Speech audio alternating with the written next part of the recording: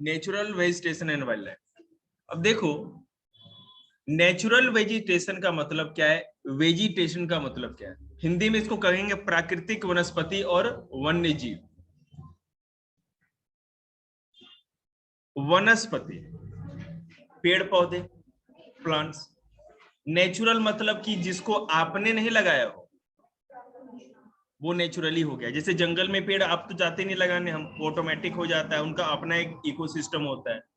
तो अगर बात ना करें तो जी नहीं सकते क्या?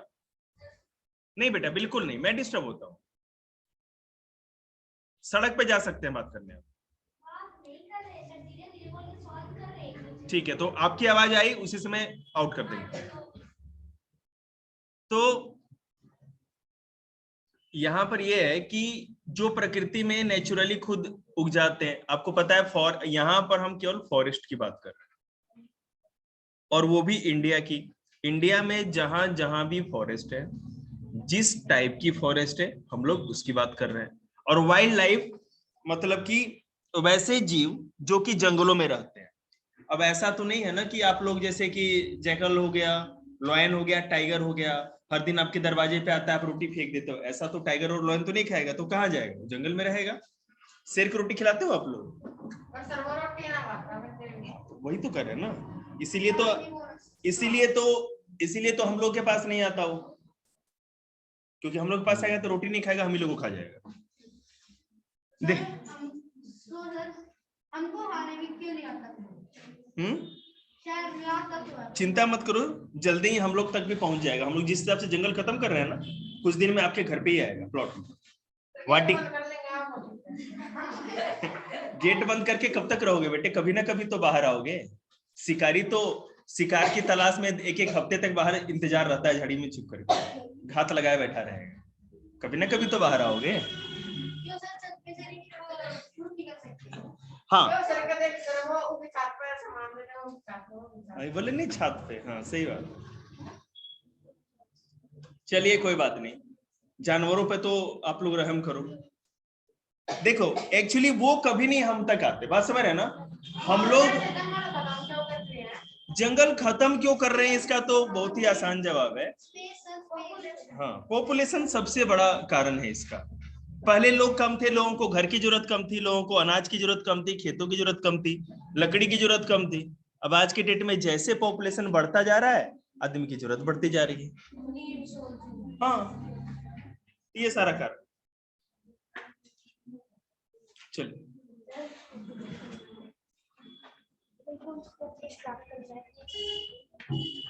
मैं ग्रुप पे मैसेज करता हूँ। देखिए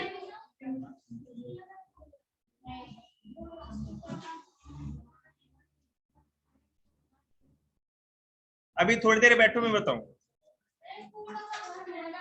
तो जा देखिए, तो natural vegetation and wild life. सबसे पहले हम बात करते हैं फॉरेस्ट की। The vegetation of the world और a region is actually classified on the basis of type of forest। अब अगर आप नेचुरल वेजिटेशन की बात कर रहे हो, इसका मतलब कि कितने फॉरेस्ट की बात है और कितने अलग अलग तरह के फॉरेस्ट पाए जाते हैं पूरी दुनिया में। ठीक है, कितने अलग अलग तरह के जंगल पाए जाते हैं। अब तो सर्दी नहीं लग रही इधर से। Tropical evergreen forest. ट्रॉपिकल का मतलब होता है उष्णकटिबंधीय, मींस वहां जहां ज्यादा गर्मी पड़ती है। अर्थ के इक्वेटर के नॉर्थ और इक्वेटर के साउथ आप जाओगे तो ट्रॉपिकल फॉरेस्ट आपको मिलेंगे। और भैया I taught about tropical evergreen forest. Tropical forest का मतलब ये हुआ उष्णकटिबंधीय सदाबहार वन। इसका मतलब ये हुआ कि उसके पत्ते कभी भी गिरते नहीं, हमेशा हरे भरे उस पेड़ के पत्ते दिखेंगे आपको, पहली बात। दूसरी कि यहाँ बहुत ज्यादा गर्मी के साथ साथ वर्षा भी बहुत ज्यादा, यदि जो रेन होती है वही बहुत ज्यादा होती है।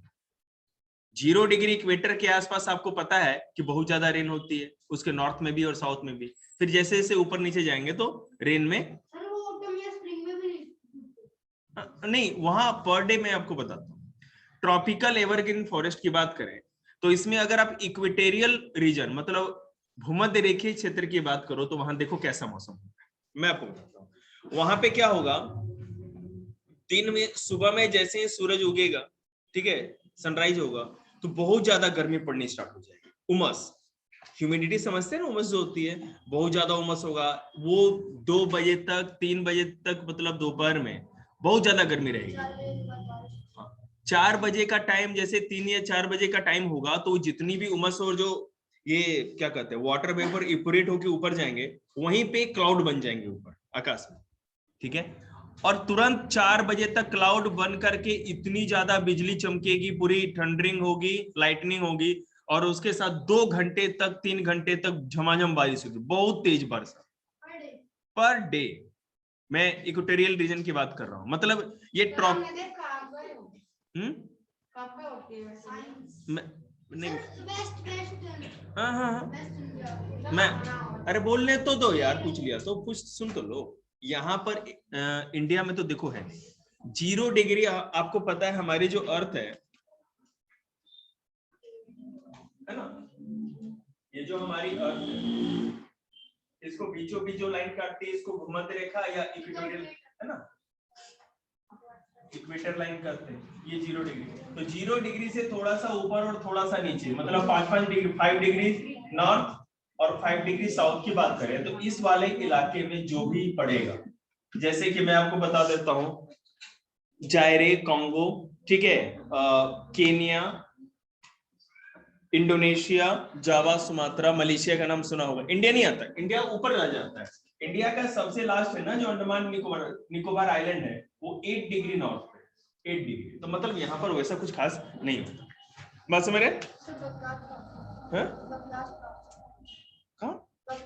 बगदाद, वो तो इराक की कैपिटल है ना, वो तो और नॉर्थ में, ठीक है।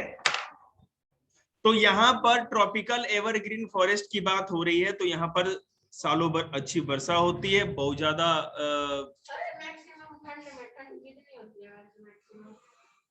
मैक्सिमम जी। आप ये कह रहे हो कि अर्थ पे सबसे अधिक ठंडी कब पड़ती, कितनी पड़ती, ये पूछ रहे हैं आप?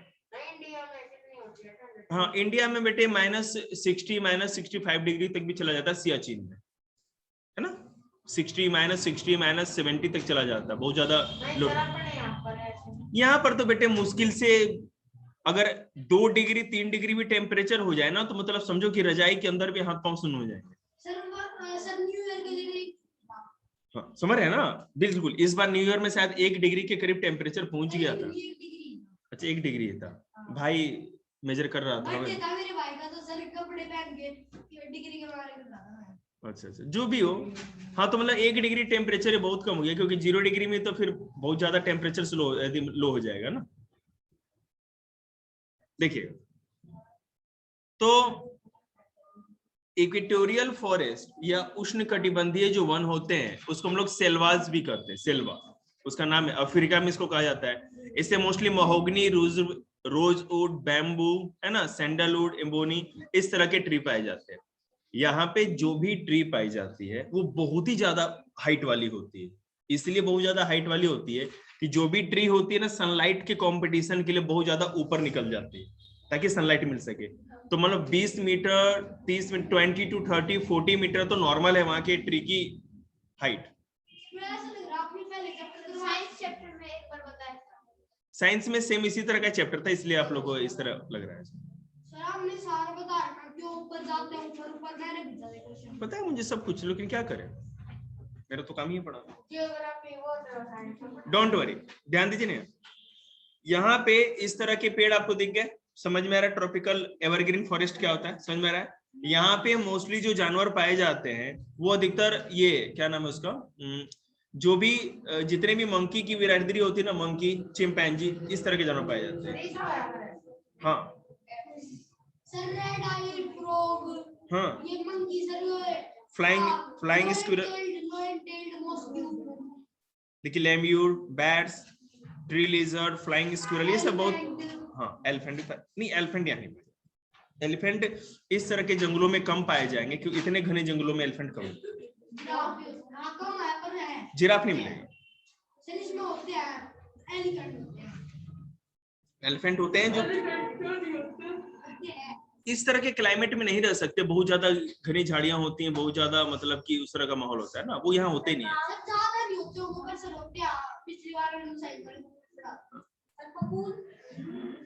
बबून यहाँ नहीं होते। बबून जो थोड़ा क्या कहते हैं सवाना वाला जो डेजर्ट वाला जो रीजन है वहां पर पाया जाएगा। मैं तो क्वेश्चन में नहीं देखा, आंसर मैच करके लाओ। देखो सही है, पहले सारे आंसर मैच देखिए।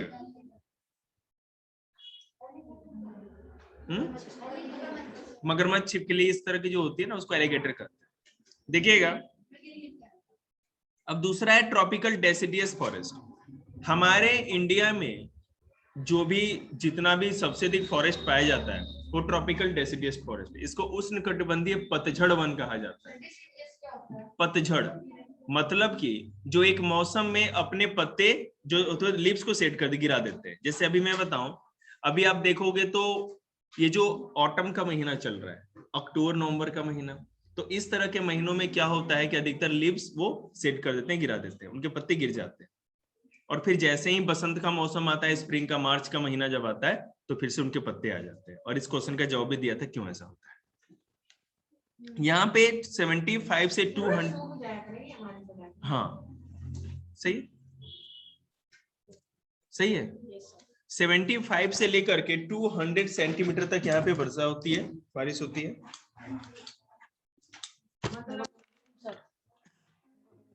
तो नो प्रॉब्लम,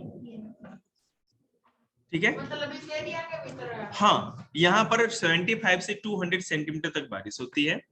यहाँ पे जो फॉरेस्ट होता है यह सीजनल रेनफॉल होती है, मतलब सालों भर वर्षा नहीं, जब हर दिन वर्षा नहीं होती। यहाँ पर कब रेनफॉल होती है, केवल सीजन पे। जैसे आपको पता है इंडिया में कब बारिश होती है, बारिश के मौसम में, जुलाई से सितंबर के महीने में हमारे यहाँ बारिश होती है, तो उसी मौसम में इसको वर्षा मिलती है, ठीक है।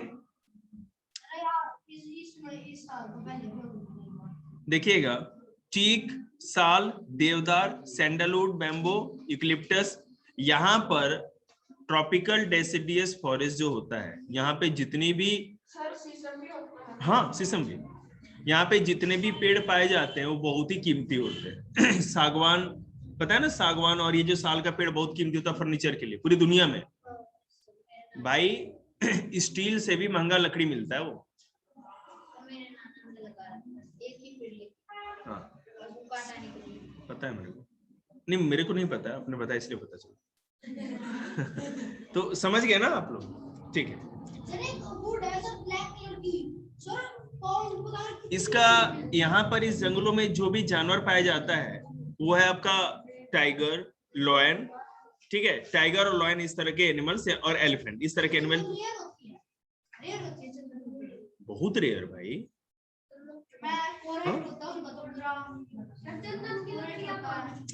देखो ये आंध्र प्रदेश और तमिलनाडु में मिलता है। डोंट टॉक, तुमसे बोलने के लिए नहीं कहा। टेम्परेट एवरग्रीन फॉरेस्ट क्या है ये देखिए। These forests are found in the warm temperature area जो southern China, southern Japan and in south eastern region of Brazil, Australia and USA. हाँ, the forest have a mixed variety of hardwood trees. These forests are dense and the timber is valuable. Oak, chamfo, walnut, pine, mulberry, wattles and eucalyptus ये भी यहाँ पाया जाता है। देखो temperate evergreen forest मतलब कि ये भी उष्णकटिबंधीय जंगल होते हैं, ठीक है, मतलब कि बहुत ज्यादा गर्मी पड़ने वाली। जी, वो तो टेम्परेट डेसिडियस नीचे वाला है उसमें पाई जाती है ना। एवरग्रीन वाले में, ठीक है, एवरग्रीन वाले में फॉक्सेस है, ऑटर है, मिंक है, रैबिट है, डियर है, स्क्विरल, हाँ ये सारे पाए जाते हैं। डियर तो लगभग हर तरह के फॉरेस्ट पाए जाते हैं। टेम्परेट डेसिडियस फॉरेस्ट देखिए क्या है यहाँ पे। Temperate deciduous forest are found in coastal region, ये समुद्र के किनारे वाले हिस्सों में पाई जाती है। With cool climate and moderate rainfall, जहाँ की ठंडा मौसम रहता है और थोड़ी बहुत वर्षा होते रहती है। अब देखो this trees set their leaves once in the year of the autumn season, जो भारत में भी है। आपको बता दिया मैंने कि यहाँ पर ऑटम के सीजन में क्या हुआ, ऑटम के सीजन में यहाँ जो ट्री होती है अपने जो लीव से सेट कर देती है, ठीक है ना, पत्ते गिर जाते हैं। अभी आप देखोगे जैसे हमारे प्लॉट में जामुन का पेड़ लगा है, आपको पता है ये जो इलाका है ये टेम्परेट डेसिडियस फॉरेस्ट वाले रीजन में ही पाया जाता है जो हम लोग हैं। अब यहाँ पर कोई जामुन का या इस तरह का पेड़ मिल जाए, आम का या बरगद का, पीपल का, तो अभी आप देखोगे ना ऑटम के मौसम में, तो जहां भी पेड़ लगा होगा या बड़का पेड़ जाके देखना, अधिकतर पत्ते ना सारे नहीं गिरेंगे, लेकिन अधिकतर पत्ते वो गिरते रहते हैं, उसकी लीफ सेट होते रहती है, समझ रहे हैं? they remain leafless throughout the winter season, और ये जो लीव्स गिर जाएगी तो पूरे सर्दियों के मौसम में बिना पत्तों के ही आपको प्लांट्स दिखेंगे। अधिक जैसे पेड़ डेकोरेशन के लिए सर उसकी लीव्स होती है, तो उसको पोषण मिलते रहता है ना, वो ऐसे प्लांट्स ही होते हैं जिनके नहीं गिरते।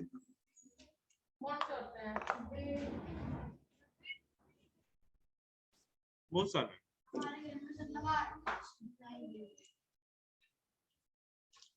देखिए,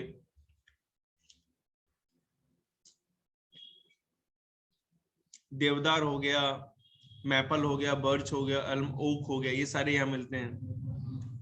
अब मेडिटेरियन फॉरेस्ट क्या होता है, देखो मेडिटेरियन फॉरेस्ट वो होता है जो कि इटली, ग्रीस, कैलिफोर्निया जो यूएसए का है, central Chile, Turkey, Israel, south France, south western Australia यहाँ पर पाया जाता है। In this region summer season is dry and long and rainfall is winter. यहाँ पे गर्मियों का मौसम सूखा रहता है, बहुत लंबा मौसम चलता है, और बारिश सर्दियों के मौसम में होती है। अर्थ के वो इलाके, धरती के वो हिस्से जहां बारिश केवल सर्दियों में होती है, ठीक है, वहां पे भूमध्य रेखीय वनस्पति, भूमध्य सागरीय या इंग्लिश में मेडिटेरियन फॉरेस्ट पाया जाता है।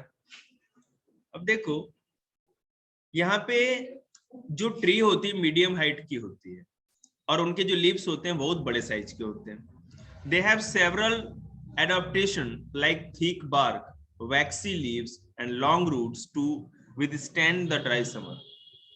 इनके जो लीव्स होते हैं मोटे होते हैं, वैक्सी होते हैं, और जो पेड़ की जो बार्क होती है ना, छाल, वो भी मोटी होती है, ताकि ज्यादा से ज्यादा वाटर को स्टोर करके रख सके और इवोपरेशन कम हो, पानी की का जो लॉस है वो कम से कम हो, क्योंकि लंबी गर्मियों का मौसम भी इनको झेलना है। ट्री को बेटे आदमी तो काम चला ही लेता है। मेडिटेरियन फॉरेस्ट में, ठीक है, भूमध्य सागरीय वनस्पति को कहते हैं। इसमें देखो बेटे fig, fir, cork, olive, pine, cedar, laurel, citrus fruits like orange and lemon, ये भी पाए जाते हैं। हाँ, फिग भी होता है। देखिएगा वाइल्ड लाइफ में आप देखो यहाँ पर वाइल्ड लाइफ बहुत ही कम है, क्योंकि यहाँ पर ये सारे इलाके साफ करके खेती बाड़ी के लिए साफ कर दिए गए, और ये जंगल भी अब सब खेतों से भर गया है, कट गया है अधिकतर। देखिए अब कॉनिफेरस फॉरेस्ट वो होता है जो पहाड़ों पे पाया जाता है। पहाड़ों पे देखा है ना, क्रिसमस ट्री टाइप के पेड़ होते हैं, है ना, कॉनिकल शेप में, ट्रायंगल शेप में, बिल्कुल वही वाला। हाँ, तो कॉनिफेरस तो कही रहा हूं ना मैं।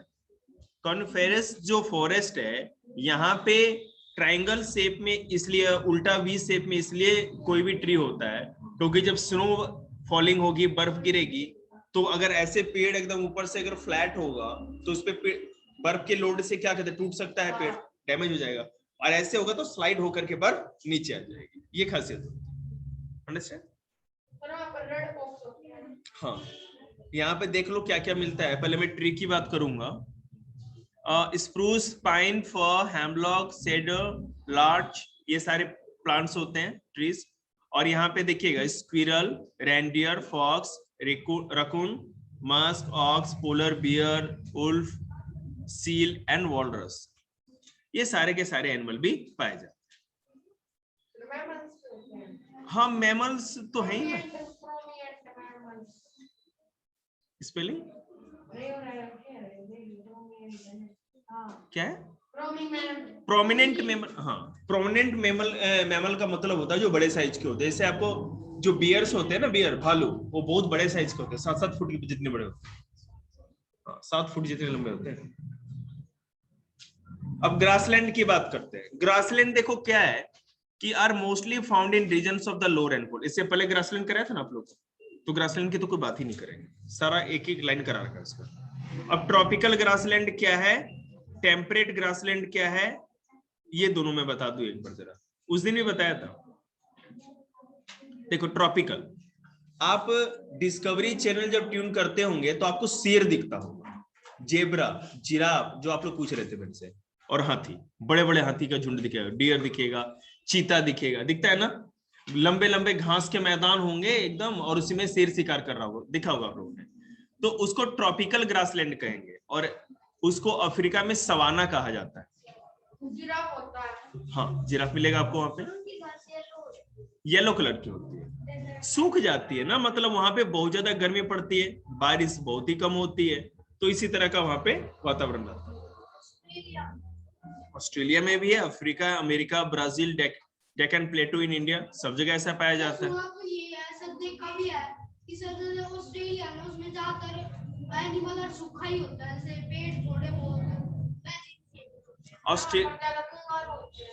हाँ बिल्कुल, मैं बताऊं ऑस्ट्रेलिया का मैक्सिमम पार्ट जो है ना, वेस्टर्न पार्ट जो है, ठीक है बेटे, खेलने के लिए नहीं बैठाया बेटे, ईशान हो गया, अब जा सकते। इसी का जाओगे आप या अभी करना है आपको क्वेश्चन? ठीक है, आप लोग जा सकते हैं बेटे, आप भी जाओ।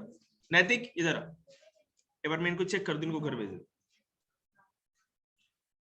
देखिए ट्रॉपिकल ग्रासलैंड मैंने आपको बताया। अभी साउथ इंडिया के जो है, आंध्र प्रदेश, कर्नाटका हो गया, तमिलनाडु हो गया, जो ग्रासलैंड आपको दिखते हैं, ये भी ट्रॉपिकल ग्रासलैंड है, जहां सूखा ज्यादा लंबा होता है, मतलब वहां पर बारिश बहुत कम होती है। बिल्कुल, घास जो होंगे सूखे होंगे, ड्राई होंगे समर में, ठीक है। रेनी सीजन में या जब भी बारिश का मौसम होगा तो हरियाली वहां पे देखने को मिलेगी आपको, ठीक है। बिल्कुल, एलिफेंट्स पाए जाते हैं, जिराफ पाए जाते हैं, विल्डबीस्ट पाए जाते हैं, बहुत सारे। जी नहीं, पेड़ नहीं हो सकते, तो ग्रास खाएंगे ना, और क्या खाएंगे? नहीं, ग्रीन भी होते हैं, पता नहीं।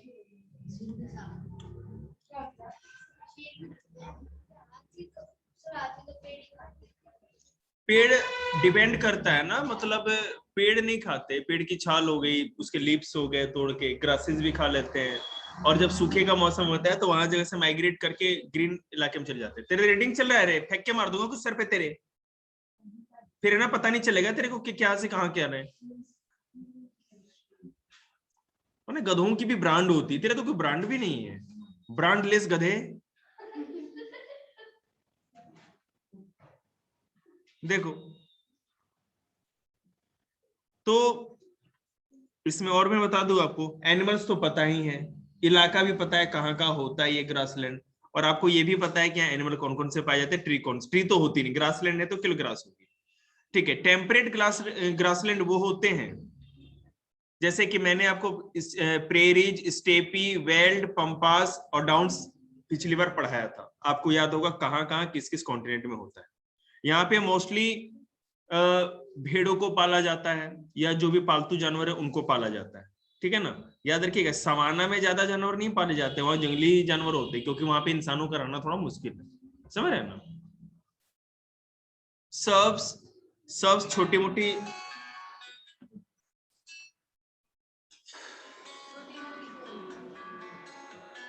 देखो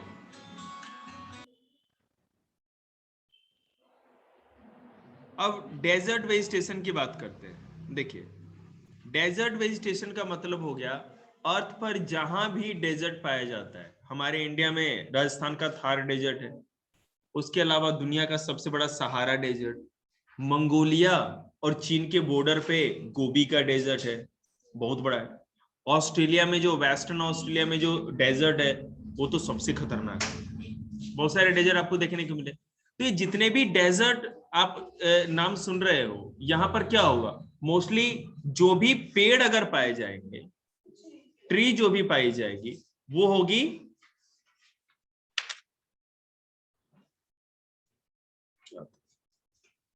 थॉर्नी फॉरेस्ट, मतलब कि कांटेदार वनस्पतियां पाई जाएगी। अब देखो मैं आपको बताता हूँ, हम लोग, आप जो यहाँ पर हो, ये भी एक सेमी डेजर्ट इलाका है। यहां से आप जैसे जब आगे चलते हो तो यहाँ जो जंगल, नेचुरल चीज क्या उगती, नेचुरली यहाँ पर हमेशा कांटे वाली वनस्पति आपको देखने को मिलेगी। आप यहाँ पे चांदपुर की तरफ इधर चलोगे या जो भी है आपका बवाना साइड में, तो जो जंगल बीच में रास्ते में दिखता है आपको दोनों तरफ थोड़ा बहुत, वो थोरनी होता है, क्योंकि यहाँ पे नेचुरली कोई चीज उग ही नहीं सकती है थोरनी को छोड़ के। ये भी एक डेजर्ट वाला ही इलाका है आपका। आप गेहूं उगाते हो तो जबरदस्ती उगाते हो, जबरदस्ती मतलब कि आप करते हो, उसकी खेती करते हो, वो ऑटोमेटिक नहीं उगता। ऑटोमेटिक क्या उगता है, कांटे वाली झाड़ियां, समझ रहे हैं?